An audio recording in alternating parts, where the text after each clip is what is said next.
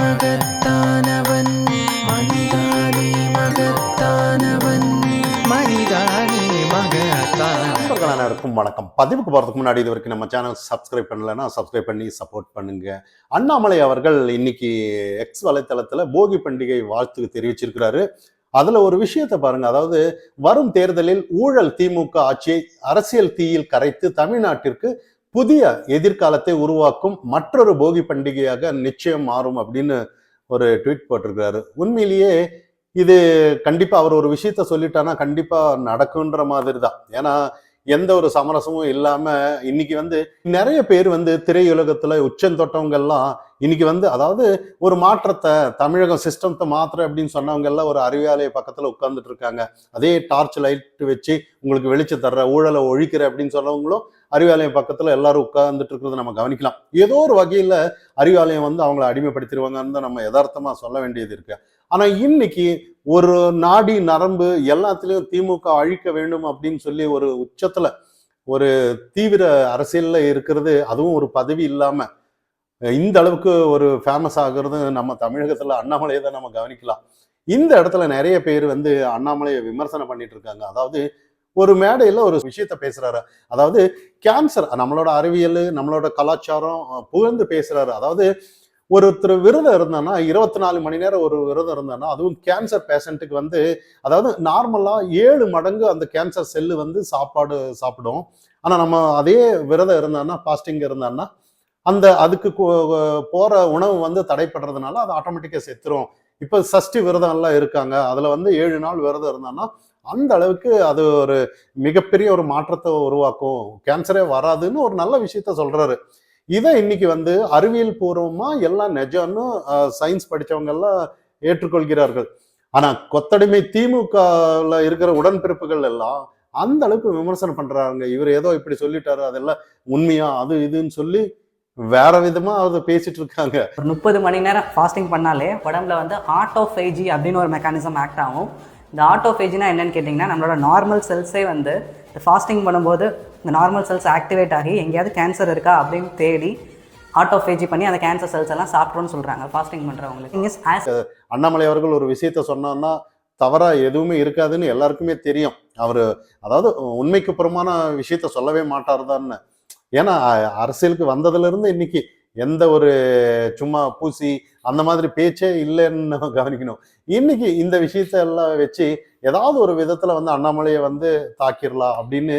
ஏன்னா இதுக்கு முன்னாடி நிறைய திமுக ஏதாவது ஒண்ணு செஞ்சு அண்ணாமலை ஏதோ ஒரு விஷயத்த அண்ணாமலை தனி கட்சி ஆரம்பிக்கிறாரு, இல்ல அவர் பேட்டி எடுக்கும்போது ஏதாவது ஒண்ணு பேசி ஏதாவது அவரை டைவெர்ட் பண்ணலான்னு பார்த்துட்டு இருந்தாங்க. இப்ப கூட பாருங்க, நேத்து ஒரு டெல்லிக்கு நயினார் நாகேந்திரன் அவர்கள் தனியா போயிருந்தாரு. ஏன்னா ஒட்டுக்காதான் போக வேண்டியதா இருந்திருக்கு. அவருக்கு இங்க தென்காசியில வாசுதேவ நல்லூர்ல ஒரு அண்ணாமலை தலைமையில பொங்கல் விழா, மோடி பொங்கல் மிகச்சிறப்பா கொண்டாடி இருக்காங்க. ஆனா அண்ணாமலை அவர்கள் நான் இதை முடிச்சுட்டு நான் அதுக்கப்புறம் போறேன் அப்படின்னு சொல்லி நீங்க சீக்கிரம் முடிங்கன்ற மாதிரி பெரிய லெவல்ல அந்த அளவுக்கு உரியடி எல்லாம் நடந்து, அந்த அளவுக்கு இந்த மனுஷனுக்கு ஒரு ஆட்சி, ஒரு பதவி இல்லை, எதுவுமே இல்லை, இந்த அளவுக்கு ஒரு வரவேற்பான்னு இன்னைக்கு தமிழகமே அதிர்ந்து பார்க்குற அளவுக்கு அந்த இடத்துல ஒரு நிகழ்ச்சி நடந்தது. திமுக அந்த விஷயத்தை இன்னைக்கு எதுவுமே பேசல. பாருங்க, நயினார் நாகேந்திரன் அவர்கள் அங்க போயிருக்கிறாரு, அண்ணாமலை அவர்கள் ஏன் போகல? இப்ப அவருக்கு டைம் இல்லைன்ற மாதிரி. ஏன்னா அண்ணாமலை அவர்கள் முன்னாடியே பத்த வச்சுட்டாருங்க.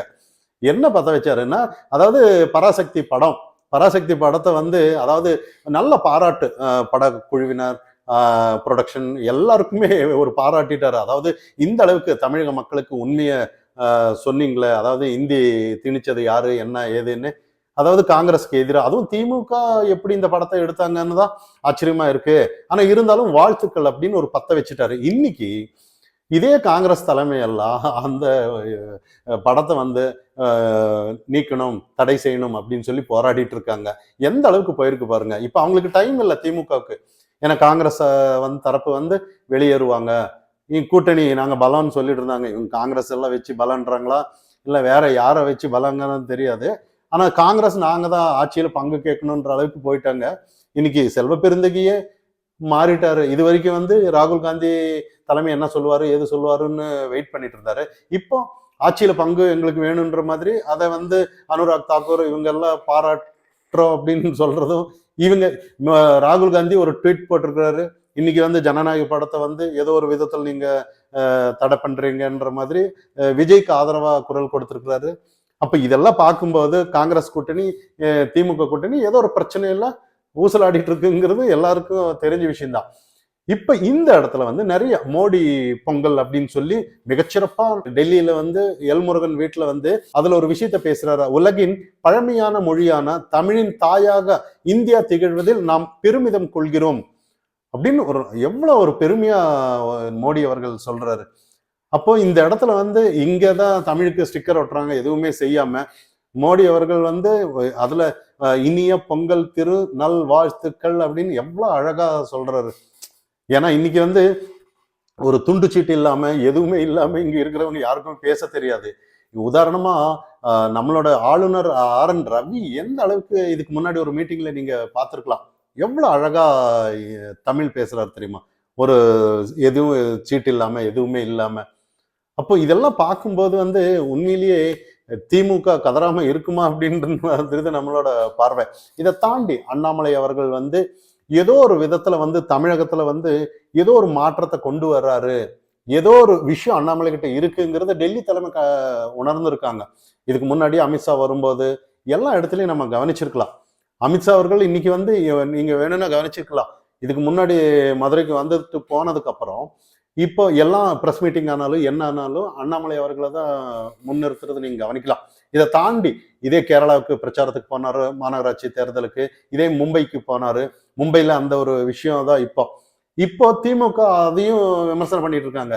அண்ணாமலை அவர்கள் நீங்க டெல்லிக்கு போய் பாருங்க, காலை வெட்டிடுவாங்க அப்படின்னு சொல்லி அண்ணாமலை அவர்கள் சிம்பிளா சொல்றாரு. அதாவது ஆதித்ய தாக்கரே எல்லாம் ஒரு யாரோட அடையாளத்துல வந்திருக்கிறாரு, அவங்க அப்பா உத்தவ் தாக்கரே, பெரிய தாத்தா பால் தாக்கரே, இவங்க அடையாளம் இல்லைன்னா அவங்க யாரு? ஆனா நான் சாதாரண ஒரு விவசாயி, சாதாரண ஒரு கிராமத்துல இருந்து வந்தவன், என்ன எல்லாம் ஒரு மேடை ஏறி அத்தனை பேரை கூட்டி என்ன எதிர்க்கிறாங்கன்னா நான் எந்த அளவுக்கு உச்சந்தொட்டு நான் வளர்ந்துருக்கேன்னு பாருங்க. இதையும் ஒரு விஷயத்த சொல்றாரு. இதை வந்து பாரதிய ஜனதா கட்சிக்கு இதை நான் உண்மையா நன்றி சொல்லணும், என்னை எப்படி வளர்த்துருக்காங்க பாருங்கன்னு.